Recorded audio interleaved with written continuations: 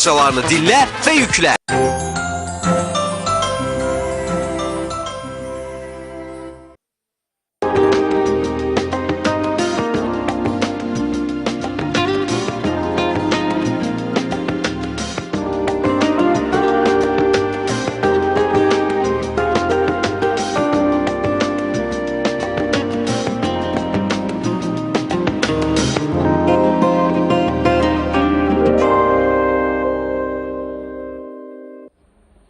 Hər vaxtınız xeyirli olsun, əziz tamaşaçılar. Bugün yenidən sizləri salamlayıram sağlıqla və bu buraxılışımızda biz bir çoxlarınızın marağına səbəb olacaq qurd xəstəlikləri haqqında danışacağıq. Ancaq mövzumuza keçməmişdən öncə və studiyamızın qonağını təqdim etməmişdən öncə qısa bir anonsumuz var. İzləyək, yenidən studiyamızda olacaq. Nərgiz Klinikası Azərbaycanda yeganə təbii üsullarla müalicə mərkəzidir.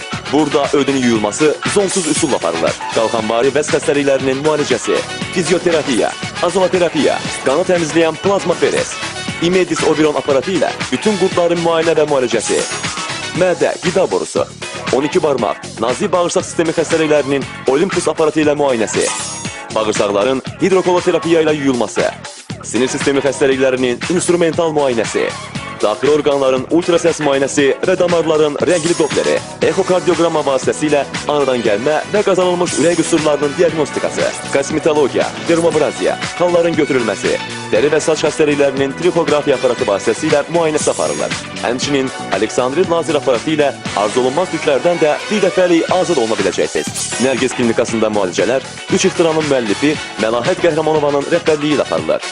Nərgiz Klinikası, xalq təbabətinin siması. Bax, belə anonsumuzu izlədik. Yenidən studiyadayıq və studiyamızın qonağı Nərgiz Klinikasının baş həkimi Məlahət Qəhrəmanovadır. Məlahət xanım, xoş gəlmişsiniz studiyamıza. Bugün də oradan çox maraqlı mövzu haqqında danışacağıq. Qurd xəstəlikləri bu bir çox insanı maraqlandırır. Çünki qurd xəstəlikləri elədir ki, bunlarla mübarizə də biraz çətindir və mən istərdim siz bu haqda məlumat verəsiniz. Təbii ki, çox gözəl vurğuladınız ki, bunlarla mübarizə çox çətindir. Bu bizim həyat tərzimizdir və yəni həm parazitlər, yəni helmintlər, bu qaçılmaz bir mövzudur. Ümumiyyətlə, orqanizmdə yaranan bütün patologiyalar, təbii ki, həm parazitlər, infeksiyalar, mikroblar, viruslar tərəfindən daha da ağırlaşmış formaya gəlib çıxır. Bəzən insanlar bir çox xəstəliklərlə mübarizə aparır, amma istənilən effekti almırlar. Amma xırda bir məsələ yaddan çıxdıqda, yəni bu qurd xəstəliyi dedikdə, helmintlərə diqqət yetirilmədikdə, bu xəstələr uzun müddət müalicələr alır. Helmint olan, qurd xəstəliyi olan insanlarda da hər hansı bir qurd növü varsa, bunlar təbii ki, bu müalicələrin effektini ala bilmirlər. Çünki bu həmişə diqqətdən kənarda qaldığı üçün hər bir kəs öz sahəsi ilə məşğul olur. Biz çox bu hadisələrlə rastlaşırıq. Yəni uzun müddət nevropatoloqda müalicə alırlar, uzun müddət mədə-bağırsaq xəstəliklərindən müalicə alırlar. Məsələn, nevropatoloqda müalicə alan xəstələr uzun müddət görürsünüz ki, onlar baş ağrılarından əziyyət çəkirlər, miqrindən əziyyət çəkirlər. Bu kimi xəstələr müalicə alırlar. Amma məsələn, biz öz təcrübəmizdə görürük ki, belə insanlarda helmintlərdən təmizlənmə aparıldıqda onlar normal həyata qayıda bilirlər və öz sağlamlıqlarını bərpa edirlər. Digəcək əsas məsələyə ki, qurdun törənmə səbəbləri. Yəni, insan orqanizmində bir çox xəstəliklər kimi, yəni helmintlər də bir çox qruplara bölünür və insan, yəni Azərbaycanda ən çox yayılmış insan orqanizmində daha çox, məsələn, yaşayan qurd növləri ona yaxındır. Bu qurd növləri ki, orqanizmdə hamının tanıdığı, məsələn, tükbaşdır, bizquyruqdur, ləmbliozdur, görürsünüz ki, lentvari qurdlardır, ya öküz soliteridir, donuz soliteridir, həmçində askaridozlardır. Ümumiyyətlə, bir çox xəstəliklərin törənmə səbəbi mədə-bağırsaq xəstəliklərində helmintlərin, deyərdim ki, çox böyük yeri var.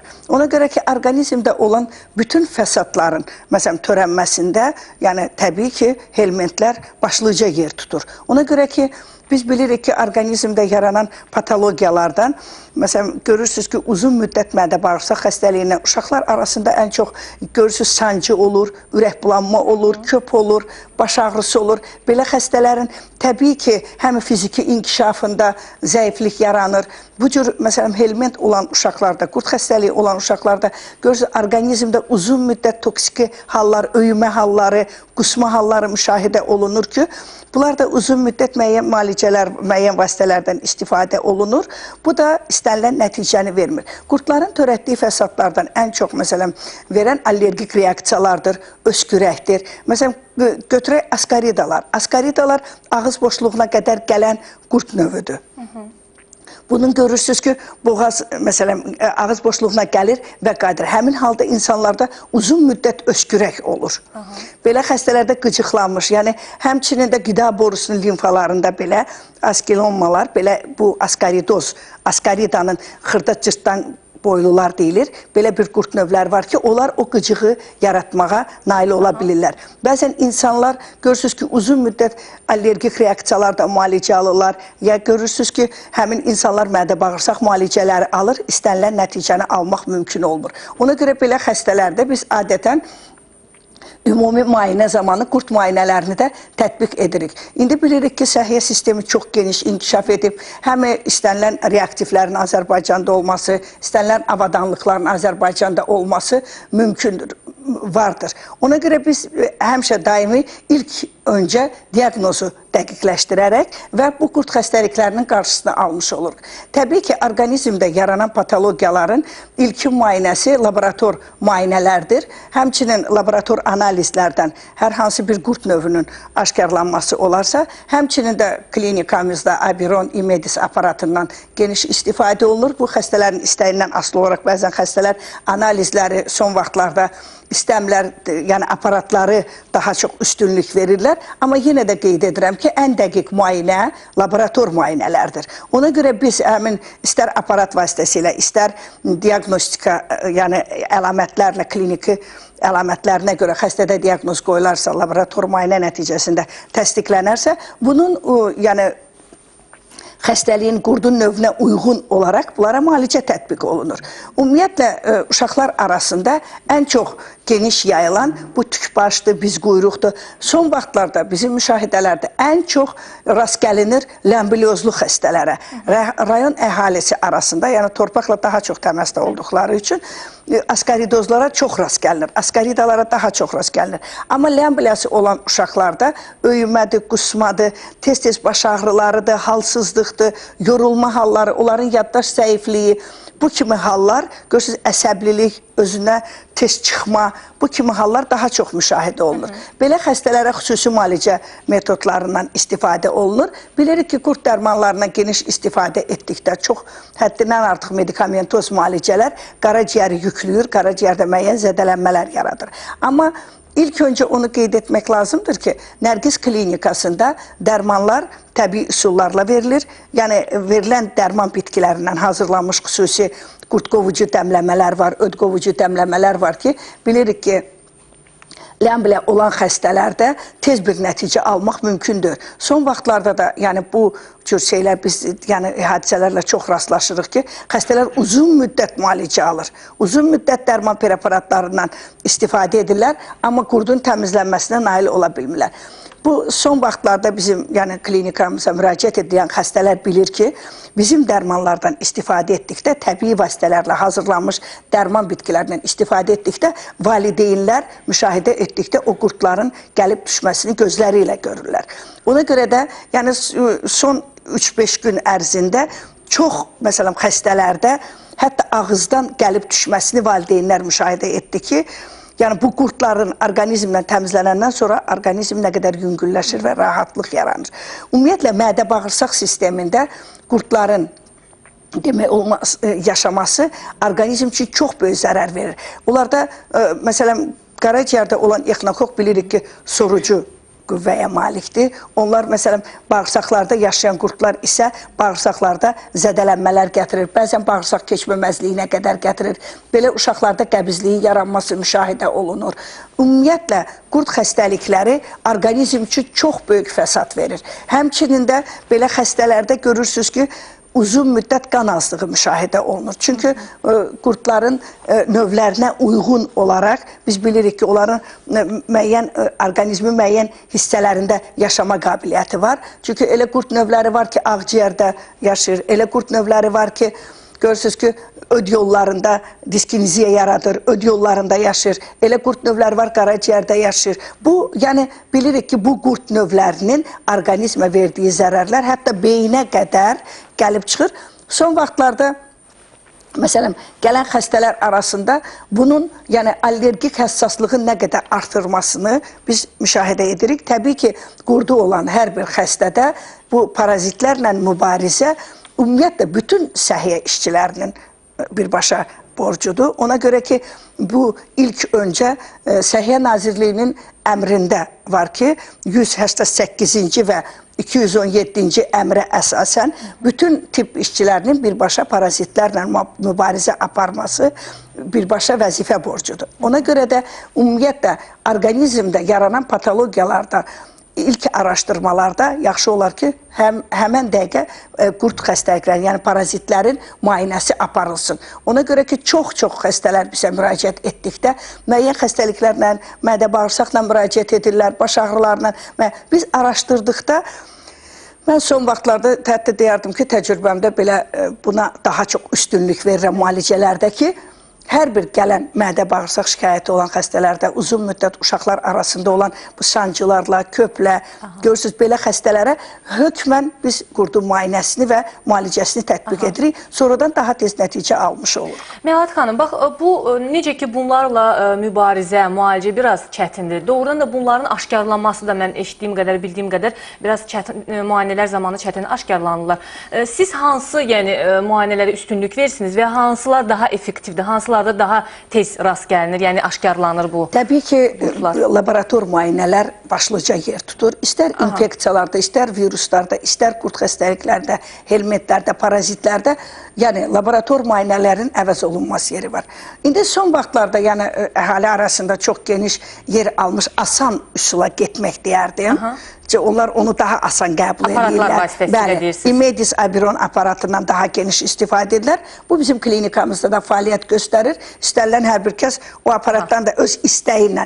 Amma biz həmişə xəstələrə onu izah eləyirik ki, ən düzgün müayinə laborator müayinələrdir. Yenə də siz laborator müayinə. Bəli, laborator. Təbii ki, biz əhalinin istəyinə görə, yəni müasir avadanlıqlara görə. Nəyə görə belə düşünürsünüz?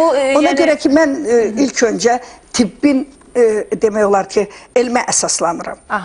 Yəni, aparat vasitəsilə aşkarlanır qurdlar. Düzdür, orada müəyyən biotoklarla, müəyyən biorezonansla bunlardan istifadə olunur. Amma təbii ki, düzgün müayinə metodu laborator müayinələrdir. Amma yenə də əhalinin, məsələn, istəyini nəzərə alaraq, istənilən hər bir kəs, biz onu heç kimi məcbur eləyə bilmərik. O, hər kəsin öz istəyindən asılı olaraq, yəni İmedis Abiron aparatından istifadə olunur, oradan da aşkarlanır. Bəzən həqiqətən də üst-üstə düşür, laborator müayinələrlə həmin aparatın verdiyi diaqnoz üst-üstə düşür. Ona görə də indi biz hər ikisindən istifadə etmək qərarına gəlmiş və klinikamızda hər iki, demək olar ki, müalicə xidməti mövcuddur.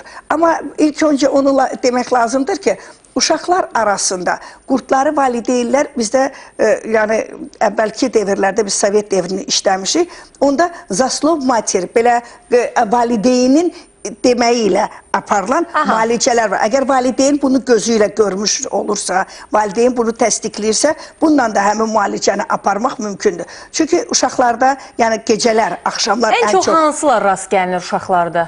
Ən çox tükbaşdır, biz quyruqdur, askaridadır, bir də ləmbliozlardır. Ləmbliozlar ən çox bu saat, ən çox müraciət edən uşaqların əksəriyyətində ləmbliozlar daha çox müraciət edir. Ləmblioz olan uşaqlarda öd yollarında diskiniziya olur, qəbizlik olur, ürək bulanma olur, yiyən kimi öyümə halları olur. Belə uşaqların rəngi avazımış olur, yaddaşı zəif olur, əsəbi olur, ya süst olur. Belə uşaqlarda ayaq ağrıları olur, qarında daimi sancılar olur, sağ qabırğa altı nahiyədə ağrının olması müşahidə olunur.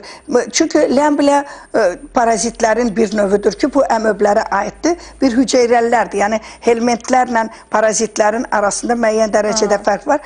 Ona görə ki, ləmbilə öd yolunu tutur və ödün tam buraxmır. Ona görə də öddə olan, məsələn, o diskiniziya yaranır, ödün spazmı olur və orqanizmdə müəyyən toksinlərin qana keçməsinə nail olur. Hətta belə uşaqlarda görürsünüz ümumi zəiflik, arıqlıq, tez inkişafdan geri qalma, hətta zehni inkişafın geriləməsi, bu kimi hallar müşahidə olur. Ona görə ki, qurdlar bağırsaqda demək olar ki, yaşayan müddətdə onlar orqanizmin demək olar ki, balansını pozur, toxumaları zədəliyir və orada demək olar ki, vitaminlərin qana sorulmasına maneçilik törədir. Həm də öz toksinlərini də təbii ki, buraxırlar. Bəli, orada özlərindən buraxan xüsusi maddələr var ki, bu maddələr orqanizmdə intoksikasiya yaradır, toksinlərin artmasına gətirib çıxarır ki, belə xəstələrdə tez-tez ürək bulanma, baş ağrıları, baş gicəllənmələr, bu kimi hallardır. Hətta belə uşaqlar olur ki, həddindən artıq səpkilər olur, tez, məsələn, hər bir şeyə reaksiya verir. Çünki həzmi verən öddür. Əgər öd yolları bağlı olursa, öddə diskiniziya yaranırsa, öd yollarını ləmbilə tutursa, burada ödün hətta uzi müayinəsində şişkin, böyümüş formada olması, öd yolunda seliyin olması daha çox müşahidə olunur. Onu da qeyd etmək lazımdır. Ümumiyyətlə, öd yollarının demək olar ki, təmizlənməsi üçün, ləmbilərin təmizlənməsində biz ən çox xüsusi üstünlük veririk ödün yuyulmasına. Bu prosedura aparıldıqda, istər böyüklər arasında, istər uşaqlar arasında çox gözəl nəticə verir. Bəzən kiçik yaşlı uşaqlara kolonoterapiyanı da təyin edirik. Bir də onu qeyd etmək istərdim ki, valideynlər evdə öz başına müəyyən müalicə metodlarından istifadə edirlər.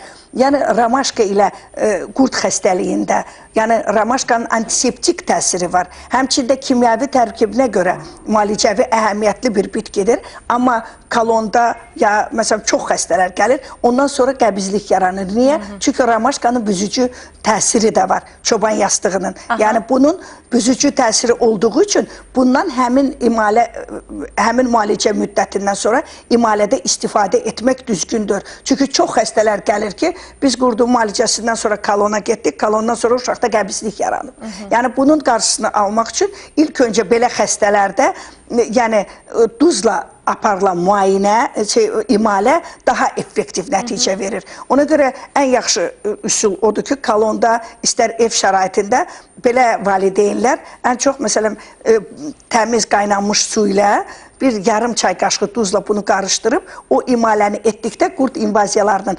təmizlənməsində qurdun, yəni ölü hüceyrələrin qalmış orqanizmdə olan, yəni ölü qurdların tam təmizlənməsi üçün bu çox gözəl bir vasitədir və çox biz təcrübələrimizdə də son vaxtlarda, yəni elə o imalədən sonra nə qədər qurd invaziyasının təmizlənməsi daha çox aydın görünür.